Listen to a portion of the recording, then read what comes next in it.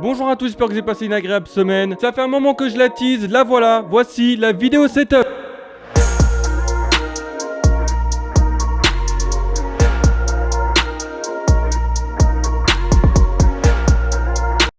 Ça fait un moment que je voulais faire une vidéo setup. Je voulais vraiment attendre de finir toute la pièce pour enfin pouvoir vous montrer. Faut pas voir, mais ça fait plusieurs mois que je travaille sur le décor afin de refaire tout le design, soigner le son, tout ça. Et c'est enfin fini, donc je peux enfin tout vous montrer. Alors avant de vous présenter quoi que ce soit, je vais juste commencer par vous présenter la pièce. C'est vrai que ça fait 2-3 mois que je suis revenu dans ce nouveau setup, dans cette nouvelle pièce. Mais je vous ai jamais vraiment présenté, du coup ça va être le moment. Alors vous aurez remarqué par rapport à avant, il y a beaucoup de choses qui étaient là avant qui sont revenues. Je parle par exemple des ceintures, du tableau qui est revenu, du Nemo Joe LED aussi qui est revenu, le fameux Spider-Man qui danse, même s'il a plus de piles. En gros, ce que j'ai aujourd'hui, c'est vraiment une évolution du décor que j'avais avant. On a élargi le décor, on a rajouté les plantes. Et en vrai, je trouve que ça colle beaucoup au nouveau design de la chaîne. Si vous avez remarqué, voilà, par rapport à avant, le design a beaucoup changé. Et aujourd'hui, je trouve que ça colle plutôt bien et je suis plutôt content. Nouveauté aussi, cet énorme mur en mousse. Alors, on pourrait se demander à quoi ça sert. Alors, pour ceux qui étaient là au tout début, quand je suis revenu, il y avait beaucoup d'écho pendant que je live, pendant les vidéos. Et grâce à ça, j'ai pratiquement plus d'écho. De toute façon, je le verrai au montage, mais normalement il n'y a plus d'écho. À vous de me dire dans les commentaires, mais je trouve que maintenant que le son est bien meilleur. On va passer à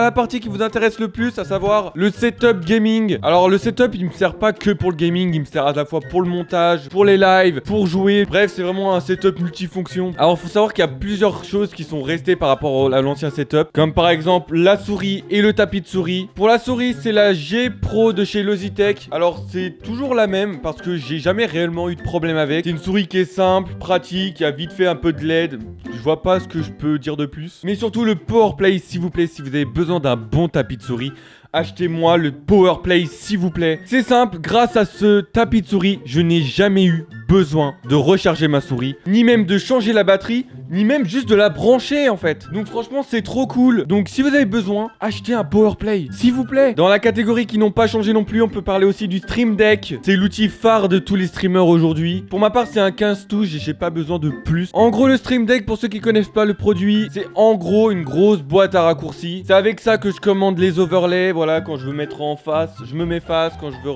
mettre en overlay jeu, hop, j'ai juste à appuyer. Si j'ai envie d'allumer les lumières, voilà, j'ai juste à appuyer, c'est impeccable. Si j'ai envie de démarrer un live, j'ai juste à appuyer. Si je veux démarrer une application quelconque, donc vraiment c'est très pratique. Il y a aussi les K-Lite de chez Elgato, pareil, je n'ai pas eu besoin de les changer parce que c'est un très bon produit. J'ai jamais réellement eu de problème, si ce n'est des déconnexions quelconques. LED que tu peux contrôler grâce au Stream Deck, donc vraiment c'est très pratique. Tu peux contrôler la chaleur de la lumière, donc c'est très cool. Il y a aussi les basses de chez Razer, les monochroma. Comme j'ai dit la dernière fois, le son vraiment chez Razer, j'en suis fan. Que ça soit le design ou même juste la qualité sonore, j'adore Razer. Donc vraiment, je n'ai aucune raison de les changer. Et pour finir avec ce qui a pas changé, on va parler du siège. Alors le siège, c'est simple, je pense bientôt le changer parce qu'il commence un peu à me faire mal au cul quand je suis en train de faire 8 heures de montage. En plus de ça, il commence un peu à se craquer. Donc bref, j'ai bientôt le changer, je pense. Même si clairement, oui, ça passe. Bref, on va parler maintenant des nouveautés, à savoir le clavier. C'est simple, le clavier, je l'ai juste acheté pour Wispart.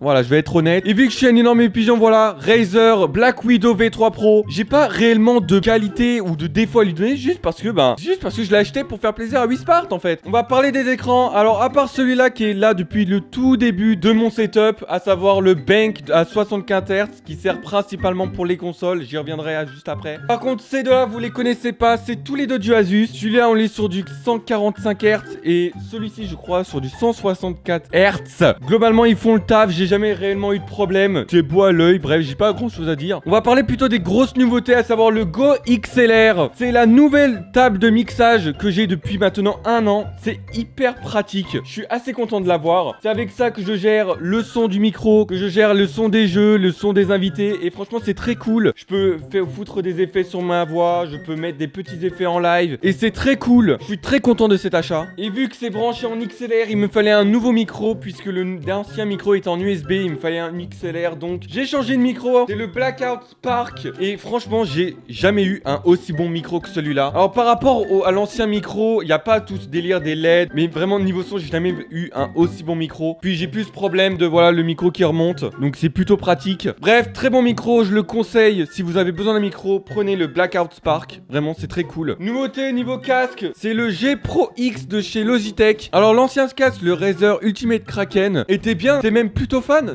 ce casque-là. Mais malheureusement, il était en USB. Il me fallait un prise jack pour le Go XLR. Quitte à changer, j'ai voulu tester la concurrence. Et le Logitech Pro X était plutôt pas mal, même si je préfère le Kraken. On va parler aussi manette PC. C'est la Wolverine V2 Pro. Alors j'aime beaucoup cette manette, hein, sauf que j'ai une énorme critique à faire à Razer. S'il vous plaît, la prochaine fois, vos putains de boutons, attachez-le mieux s'il vous plaît. Combien de fois je l'ai fait tomber en live et je me mets pendant 10 minutes à chercher les trucs par terre. On va parler des consoles. Alors globalement, en fait je les ai toutes. À savoir la Xbox Series X, la PS5 et la Switch OLED. Que dire de plus, ça marche bien. Si vous voulez une vidéo détaillée sur chaque console, n'hésitez pas à le mettre dans le commentaire. Alors faites pas gaffe aux câbles. Voilà, vous pouvez critiquer dans les commentaires mon câble management, mais vraiment j'ai pas réussi à faire mieux. On va passer à la pièce phare de tout ce setup, à savoir le bureau. C'est toujours le même qu'il y a 2 ans, à savoir le Jarvis Bamboo. Et c'est simple, même encore aujourd'hui, je n'ai jamais eu de bureau aussi cool que celui-là. C'est globalement le bureau qu'a tous les grands streamers. Tout simplement parce que c'est un bureau qui a vraiment une qualité indéniable. J'ai jamais eu un bureau aussi cool que celui-là. Que ça soit l'incurvé,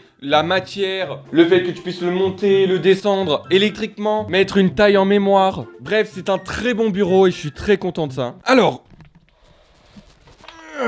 je vais passer très rapidement sur le PC parce que c'est littéralement le même qu'il y a 2 ans. Donc à l'intérieur nous avons un i9 9900K, une carte mère, une Z390 Prime de chez Asus. Pour la carte graphique c'est une RTX 3080 de chez MSI. Niveau RAM on est à 60 Go de RAM en DDR4. Tout ça refroidi en water cooling de chez MSI, tellement bien installé que ça ne s'allume pas. Bref, c'est un très bon PC. Je n'ai jamais réellement eu de problème, si ce n'est des petits lags qui me donnent envie de lui mettre des tannées dans la tronche. Ah, j'en ai pas parlé, mais il y a une petite carte acquisition, la HD60S Plus de chez Elgato qui fait le café. Voilà. On va aussi parler de la nouveauté, à savoir la caméra. Alors la caméra que j'utilise à la fois pour les streams et pour les vidéos tournées, c'est la Sony Alpha 7S. Et vraiment, je suis très satisfait de cette caméra. Alors je dis ça alors que j'ai sûrement utilisé 1% de sa puissance parce que je sais juste pas la paramétrer. Mais mis à part ça, je suis très satisfait de cette caméra. Pourquoi je l'ai changé par rapport à la Streamcam? Juste pour une question de qualité, je vais pas vous mentir. Surtout pour les best-of, car si vous regardez les anciens best-of, sur ma cam, c'était très pixelisé, alors que maintenant, c'est vraiment très lisse, très net et très cool. Je pourrais aussi vous parler de ce micro, même si je pense que je l'utiliserai très peu, au vu du son qu'il fait. N'hésitez pas à me dire aux commentaires si ça vous plaît, mais moi, je suis pas très fan. À l'avenir, avoir acheté les micros Kavat. Alors, pour connecter la cam au PC, pour l'utiliser en live, j'utilise le Camlink de chez Elgato. C'est en gros une petite clé USB que tu branches en mini USB sur ta caméra, et ça marche plutôt bien. Et puis voilà, je crois qu'on a fait le tour. Bref, voilà, on a fait globalement le tour du setup. N'hésitez pas à me dire en commentaire ce que vous en pensez du nouveau setup. Alors je sais qu'il y aura sûrement beaucoup de commentaires qui vont me dire que j'ai un setup extrêmement cher pour le nombre de vues, le nombre d'abonnés que j'ai. Et vous avez raison, mais d'un autre côté, vous avez tort. Car parce que si aujourd'hui tu veux offrir de la bonne qualité, bah oui, faut mettre le prix. Et depuis que j'ai commencé, je fais en sorte d'avoir la meilleure qualité possible. Et pour ça, il faut mettre le prix. Même si oui, globalement, si demain j'arrête de faire du YouTube, je suis globalement dans la merde. C'est aussi un setup qui, oui, va te foutre la pression parce que ça coûte un certain argent, ça coûte des thunes. On est à plus de 4 chiffres là, et bientôt 5. Mais c'est pas grave parce que juste maintenant j'ai la meilleure qualité possible. J'ai plus aucune excuse de pas vous faire des vidéos banger. Bref, j'espère que cette vidéo vous a plu. N'hésitez pas à follow la chaîne Twitch, follow la chaîne YouTube, à aimer cette vidéo, la partager sur tous vos réseaux. Puis voilà, on se laisse là-dessus, c'était un plaisir, ciao. Au revoir les gars.